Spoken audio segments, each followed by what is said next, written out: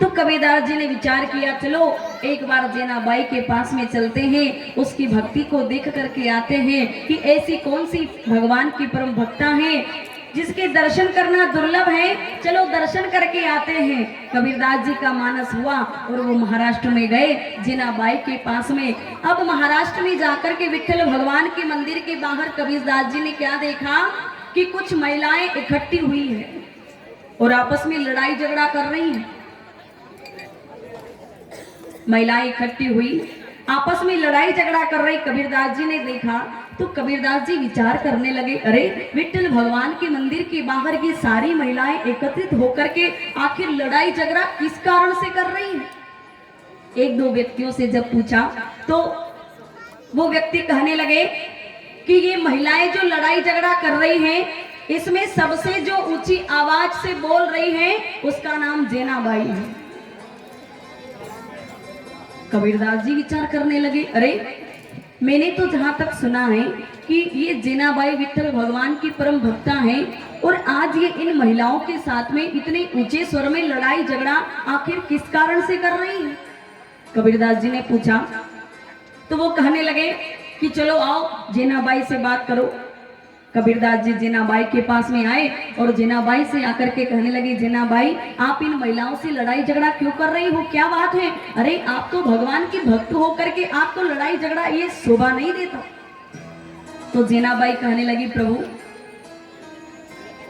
लड़ाई झगड़ा तो मुझे कभी करना आता नहीं है, पर मेरी बात को तो सुनिए, मैं लड़ाई झगड़ा किस लिए कर रही हूँ। कबीरदास जी ने पूछा तो जैनाबाई कहने लगी कि इन महिलाओं ने मेरे कंडे उबले, कंडे जो होते ना अपने गांव में कई बोला आपा गोबर का आपी कंडा, तो अपने गांव की भाषा में कई बोला है छाना फेफड़िया, बहुत बढ़िया हाँ तो छाना, तो यहाँ पर कंडे उबले। जैनाबाई कहने लगी कि प्रभु मेरे जो कंडे हैं इन महिलाओं ने चुरा लिए। क्या कह रही जैनाबाई कि मेरे जो उबले हैं, जो कंडे हैं इन महिलाओं ने चुरा लिए।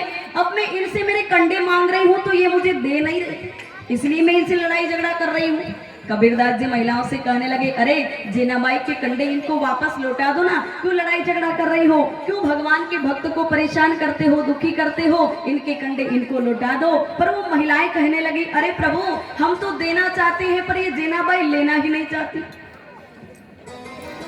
हमने कब मना किया, हम तो दे रही है पर ये जैनाबाई ले नहीं रही, प्रभु हम क्या करें। तो कबीरदास जी कहने लगे, जैनाबाई जब ये आपके कंडे आपको लौटा रही हैं तो आप लेना क्यों नहीं चाहते। तो जैनाबाई कहने लगी, ये महिलाएं जो मुझे कंडे दे रही वो मेरे वाले नहीं है।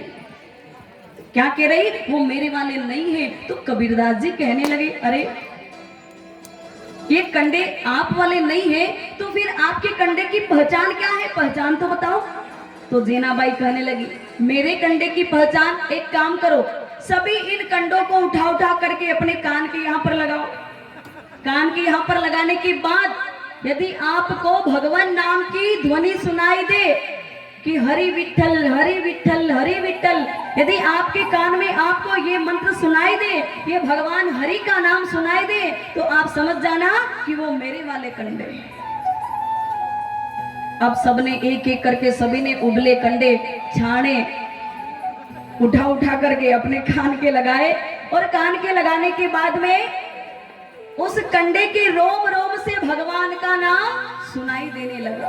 जो जैनाबाई के कंडे थे उनमें विठ्ठल भगवान की ध्वनि सुनाई देने लगी। तो कबीरदास जी विचार करने लगे कि भक्त हो तो जैनाबाई के जैसा।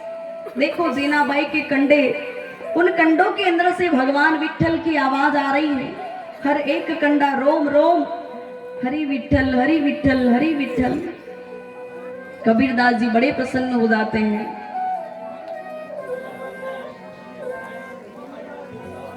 जैनाबाई के जैसे भगवान के अनेक भक्त हुए, कर्माबाई, मीराबाई, कर्माबाई जाटरी बेटी। चौथे दिवस कथा में आप सबने सुनियो। मीराबाई, सूरदास जी, नरसिंह मेहता, रसखान जी, ऐसे भगवान के अनेक भक्त हुए जिन्होंने भगवान की भक्ति की। उनको भगवान पर अटूट विश्वास था।